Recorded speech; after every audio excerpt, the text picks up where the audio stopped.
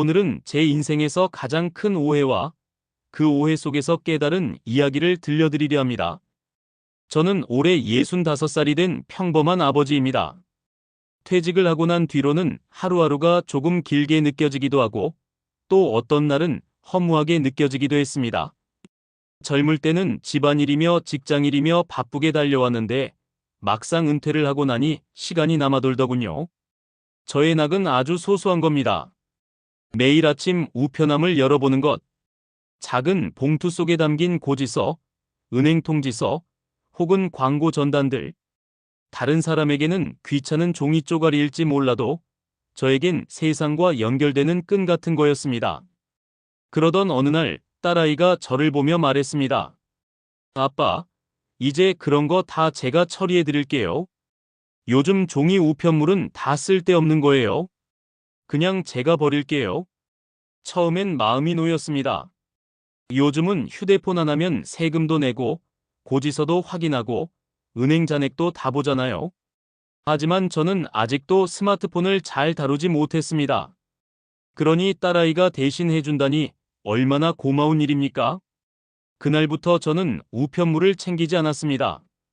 우편함을 열어보는 낙을 스스로 포기하고 그저 딸아이에게 다 맡겼죠.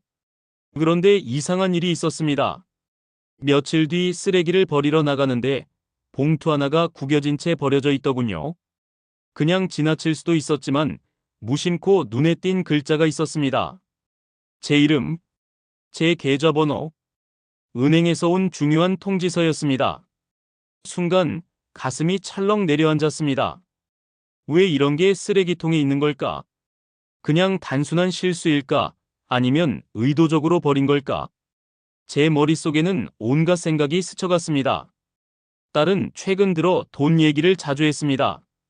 아빠, 요양원 들어가면 돈이 많이 드니까 미리 준비해야 해요.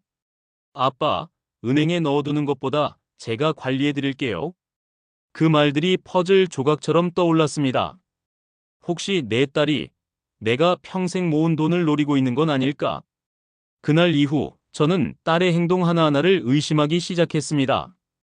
딸아이가 통화를 하다 웃는 모습도 컴퓨터 앞에서 뭔가를 검색하는 모습도 다 의심스럽게 보였습니다. 제 속은 불안과 분노와 두려움으로 뒤엉켜갔습니다. 그 의심은 점점 저를 병들게 했습니다. 밥맛이 사라지고 밤마다 뒤척이며 딸의 말과 행동을 곱씹었습니다. 나를 위해 사는 건지, 내 돈을 노리는 건지. 딸의 웃음소리조차 칼날처럼 느껴졌습니다. 결국 저는 못난 짓을 저질렀습니다. 딸이 외출한 사이 방에 들어가 서랍을 뒤졌습니다. 제 손은 떨리고 눈은 불안하게 흔들렸습니다. 하지만 확인하지 않으면 미쳐버릴 것 같았으니까요. 그리고 그곳에서 본 것은 제가 상상했던 것과는 전혀 달랐습니다. 제 이름으로 된 보험 서류, 병원비 계산서, 그리고 딸의 메모장. 그 메모장에는 이렇게 적혀 있었습니다. 아빠 요양원 비용 예상치, 아빠 약값, 관리비, 아빠가 혹시 갑자기 쓰러지면 바로 처리할 수 있게 내가 준비해야 한다. 그리고 마지막 문장, 아빠 돈은 절대 손대지 말 것. 아빠가 불안하지 않도록 내가 책임지고 지켜드리자. 그 글자를 읽는 순간 제 눈에서 눈물이 터져 나왔습니다. 저는 딸을 의심하고 원망했는데 딸은 제 노후를 지키려고 모든 걸 준비하고 있었던 겁니다. 저는 그 자리에서 주저앉아 오열했습니다. 잠시 뒤 집에 돌아온 딸이 저를 발견하고 놀라며 다가왔습니다. 저는 울면서 고백했습니다. 얘야, 내가 널 의심했다. 내가 내 돈을 노리고 있다고 내 방을 뒤지고 말았다. 딸은 한동안 말이 없었습니다. 하지만 곧 제 어깨를 감싸 안으며 이렇게 말했습니다.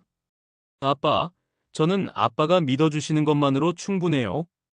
돈이 중요한 게 아니에요. 아빠가 제 아빠라는 것, 그것만으로 돼요.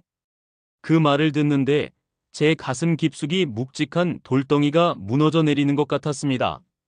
저는 깨달았습니다. 가족을 의심하는 건 쉽습니다. 작은 단서 하나에도 불안은 증폭되고 의심은 눈덩이처럼 커집니다. 하지만 그 이면에는 우리가 미쳐보지 못한 사랑이 숨어 있습니다. 그날 이후 저는 우편물이 오면 딸과 함께 앉아 펼쳐봅니다. 종이 한 장에도 우리의 믿음과 사랑이 담겨 있다는 걸 알게 되었으니까요. 저는 이 이야기를 통해 말하고 싶습니다. 사랑하는 가족을 믿는다는 건 그 어떤 재산보다 소중한 자산이라는 것을, 돈은 다시 벌 수 있어도 믿음을 잃으면 영영 되찾을 수 없다는 것을, 그리고 무엇보다도 나이가 들어갈수록 가족이 우리를 속일지도 모른다는 두려움이 찾아올 수 있습니다. 하지만 그 두려움에 지지 말고 대화하고 서로를 믿어야 한다는 것을 저는 제 삶을 걸고 배웠습니다.